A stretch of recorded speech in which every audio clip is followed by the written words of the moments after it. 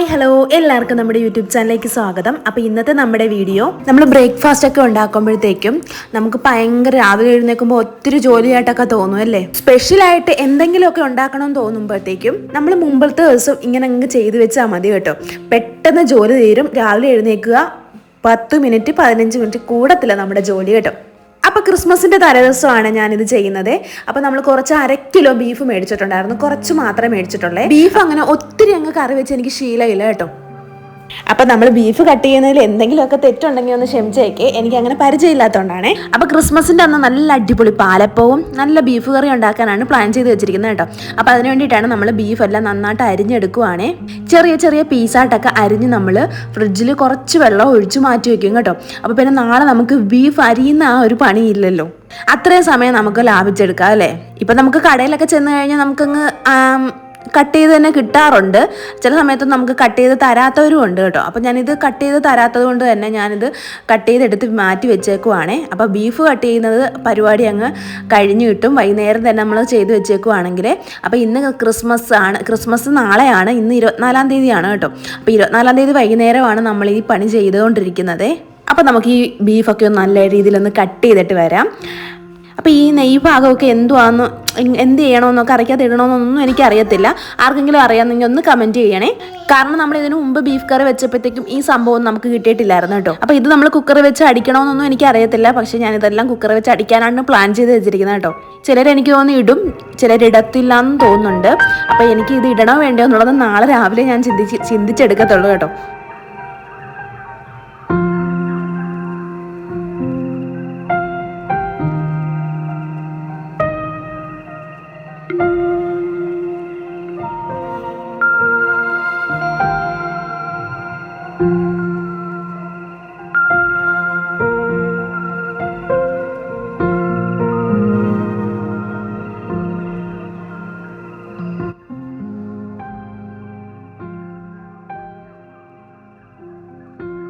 Cut ചെയ്ത ബീഫിൻ്റെ പീസെല്ലാം നമ്മുടെ ചട്ടിക്കകത്ത് ഇട്ടിട്ട് നമുക്കൊന്ന് കഴുകി വൃത്തിയാക്കി എടുക്കാം. കുറച്ച് വെള്ളമൊക്കെ ഒഴിച്ച് കഴുകി വൃത്തിയാക്കി എടുത്തിട്ട് നമ്മളൊരു ഡപ്പിക്കകത്ത് കുറച്ച് വെള്ളം ഒഴിച്ച് നമ്മൾ മാറ്റി ഫ്രിഡ്ജിലോട്ട് വെക്കുകയാണ് കേട്ടോ.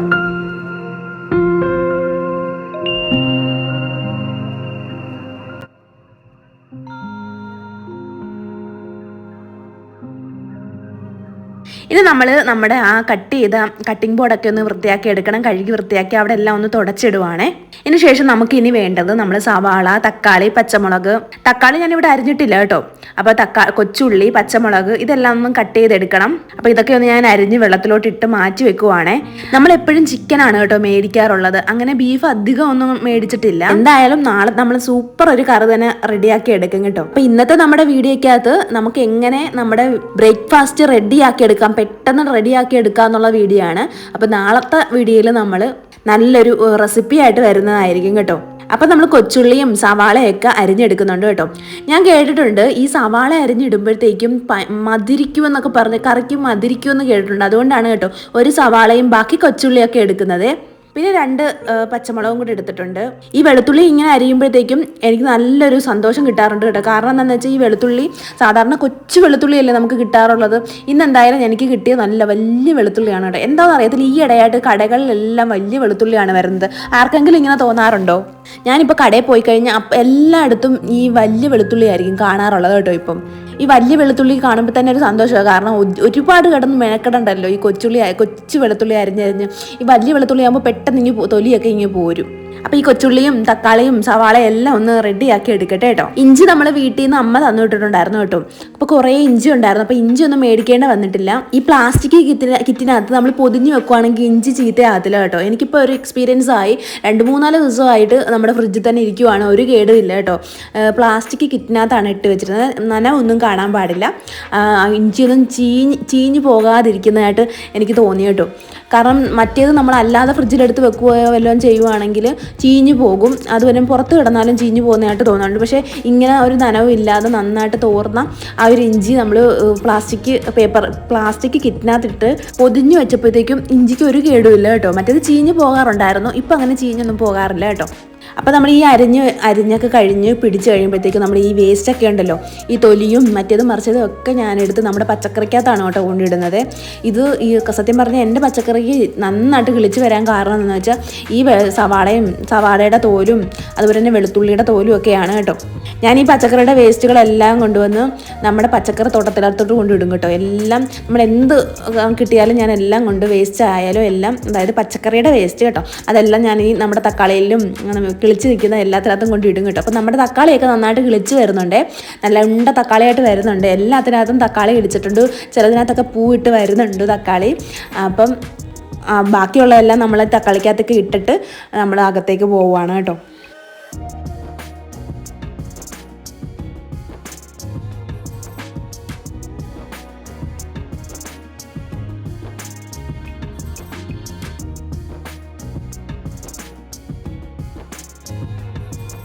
അപ്പോൾ ഈ സവാള നമ്മൾ നല്ല നൈസായിട്ട് അരിഞ്ഞെടുക്കണം കേട്ടോ. ഞാൻ നല്ല നൈസായിട്ടാണ് അരിഞ്ഞെടുക്കുന്നത്. എല്ലാവർക്കും ഭയങ്കര മടിയായിരിക്കും, കാരണം എന്താണെന്ന് വെച്ചാൽ സവാള അരിയാനൊക്കെ ഒരു എക്സ്പീരിയൻസ് വേണം സത്യം പറഞ്ഞാൽ. അപ്പോൾ ഞാൻ ഈ സവാള അരിയുന്നത് ഭയങ്കര പയ്യാണ് കേട്ടോ അരിയുന്നത്. കാരണം എനിക്ക് കൈമുറിയോ എന്നുള്ളൊരു പേടിയുണ്ട്, അതുകൊണ്ട് പയ്യാണ് അരിയുന്നത്. നല്ല നൈസായിട്ട് അരിയാൻ നന്നായിട്ട് ശ്രമിച്ചിട്ടുണ്ട്.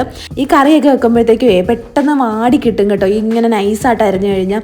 അതുകൊണ്ട് ഞാൻ നൈസായിട്ട് അരിയാൻ മാക്സിമം ശ്രമിക്കുന്നുണ്ട് കേട്ടോ. പിന്നെ കൊച്ചുള്ളി നമ്മൾ രണ്ടായിട്ട് മുറിച്ച് മാത്രമേ ഇടുന്നുള്ളൂ. സവാളയാണ് ഇത്രയും നൈസായിട്ട് അരിഞ്ഞെടുക്കുന്നത് കേട്ടോ. കറികളിലെല്ലാം ഈ സവാള സവാള ഇടുമ്പോഴത്തേക്കും മതിരിക്കും, പിന്നെ കൊച്ചുള്ളി ഇടുമ്പോൾ മതിരിക്കത്തില്ല എന്നൊക്കെ പറയും. അത് എന്തുകൊണ്ടാണെന്ന് എനിക്കറിയത്തില്ല കേട്ടോ. ഈ സവാള ഉള്ളിയൊക്കെ ഒരുപോലൊക്കെ ഇരില്ലേ ഏകദേശം ഇരിക്കുന്നത്, ടേസ്റ്റും ഏകദേശം ഒരുപോലൊക്കെയാണല്ലോ. പിന്നെ എന്തായിരിക്കും അല്ലേ, നമുക്കറിയത്തില്ല, നമ്മൾ കേട്ട് പരിചയം വെച്ചുള്ള അറിവൊക്കെയാണ് കേട്ടോ ഇത്. നമുക്ക് എന്തായാലും ഇതെല്ലാം അരിഞ്ഞ് വൃത്തിയാക്കി എടുക്കാം. ഇനി ഞാൻ ഈ വെളുത്തുള്ളിയും ഇഞ്ചിയൊക്കെ ചതച്ചാണ് കേട്ടോ എടുക്കുന്നത്. സാധാരണ ഞാൻ മിക്സിയുടെ ജാറിലിട്ട് അരച്ചെടുക്കും. വെറുതെ മിക്സിയുടെ ഇങ്ങനെ എടുത്തിട്ട് പിന്നെ ഇനി നമുക്ക് കഴുകി വൃത്തിയാക്കണ്ടല്ലോ എന്ന് വിചാരിച്ച് ഞാൻ ഇതിനകത്തിട്ട് തന്നെ ചതച്ചെടുക്കുവാണ് കേട്ടോ. അപ്പോൾ സവാളയെല്ലാം അരിഞ്ഞെടുത്തു, കൊച്ചുള്ളിയൊക്കെ അരിഞ്ഞെടുത്തിട്ട് ഇനി നമുക്ക് ഈ വെളുത്തുള്ളിയും ഇഞ്ചിയൊക്കെ നമുക്കൊന്ന് ചതച്ചെടുക്കാം. അത് കഴിയുമ്പോഴത്തേക്കും നമ്മുടെ ഈ പരിപാടി കഴിഞ്ഞു. ഇത് നമ്മളൊരു ടിന്നിനകത്ത് മാറ്റി വെക്കുവാണ് കേട്ടോ, ഫ്രിഡ്ജിലോട്ടെ.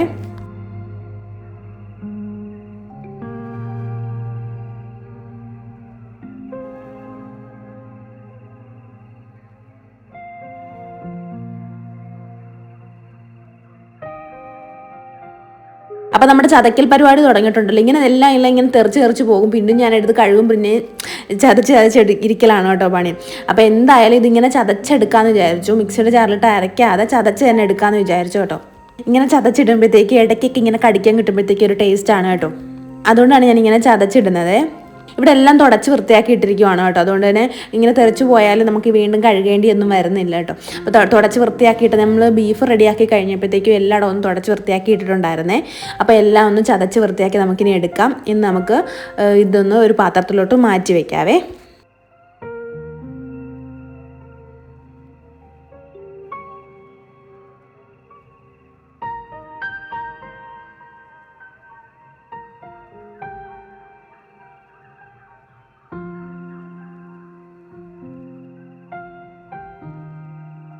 അപ്പോൾ എല്ലാം പാത്രത്തിലോട്ട് മാറ്റി വെച്ചിട്ട് ആ കട്ടിംഗ് ബോർഡൊക്കെ ഒന്ന് വൃത്തിയാക്കി എടുക്കുന്നുണ്ട് കേട്ടോ. എന്നിട്ട് അവിടെ എല്ലാം ഒന്ന് ക്ലീൻ ചെയ്തെടുത്തു. ഇനി നമുക്ക് നമ്മുടെ അടുത്ത പരിപാടി എന്ന് പറഞ്ഞാൽ അപ്പവും ബീഫ് കറിയും അല്ലേ. അപ്പോൾ അപ്പം ഉണ്ടാക്കണമെങ്കിൽ എന്തായാലും നമ്മൾ അരി വെള്ളത്തിലിടണം അല്ലേ. അപ്പോൾ അരി വെള്ളത്തിലിട്ട് ഞാൻ കഴുകി വൃത്തിയാക്കി എടുത്തിട്ടുണ്ട് കേട്ടോ. ഇനി നമുക്ക് തേങ്ങ ചിരണ്ടണം. ഒരു മുറി തേങ്ങയാണ് കേട്ടോ ഞാൻ ചിരണ്ടി വെച്ചിരിക്കുന്നത്. അപ്പോൾ അരിയൊക്കെ മൂന്നാല് പ്രാവശ്യമായിട്ട് ഞാൻ കഴുകിയെടുത്ത് അത് നമ്മളിട്ട്, പിന്നെ ഒരു മുറി തേങ്ങയോളം നമ്മളിട്ടിട്ടുണ്ട്. അതുപോലെ തന്നെ കുറച്ച് വെള്ളം കൂടി ഒഴിച്ച് നന്നായിട്ട് അരച്ചെടുക്കണം കേട്ടോ. വെള്ളം ഒഴിക്കുമ്പോൾ തണുത്ത വെള്ളം ഒഴിച്ചു കഴിഞ്ഞാൽ നല്ലതാണേ. അപ്പോൾ തണുത്ത വെള്ളമോ അല്ലെങ്കിൽ പിന്നെ നമ്മൾ ഈ തേങ്ങാവെള്ളമില്ലേ അതാണ് ഒഴിക്കുന്നതെങ്കിൽ നല്ല ടേസ്റ്റ് ആയിരിക്കും കേട്ടോ. ലേശം പഞ്ചസാരയും കൂടെ ഇട്ട് അരയ്ക്കുവാണെങ്കിൽ അപ്പത്തിന് നല്ല ടേസ്റ്റ് ആയിരിക്കും. അതുപോലെ തന്നെ നമ്മുടെ തേങ്ങാവെള്ളവും കൂടെ ഒഴിക്കുവാണെങ്കിൽ നല്ല ടേസ്റ്റ് ആയിരിക്കും. അപ്പോൾ ഞാൻ എല്ലാം ഒന്ന് അരച്ച് വൃത്തിയാക്കി എടുക്കുന്നുണ്ട്. എല്ലാം അരച്ചതിന് ശേഷം അവിടെ എല്ലാം ഒന്ന് ക്ലീൻ ചെയ്തെടുക്കുവാണ്. അല്ലെങ്കിൽ പിന്നെ അടുത്തത് എനിക്ക് ലാസ്റ്റ് ഒരുപാട് പണി വരും. ഈ പാത്രം എല്ലാം അപ്പോൾ കഴുകിയില്ലെങ്കിൽ എനിക്ക് ഒരുപാട് പണി വരാറുണ്ട്.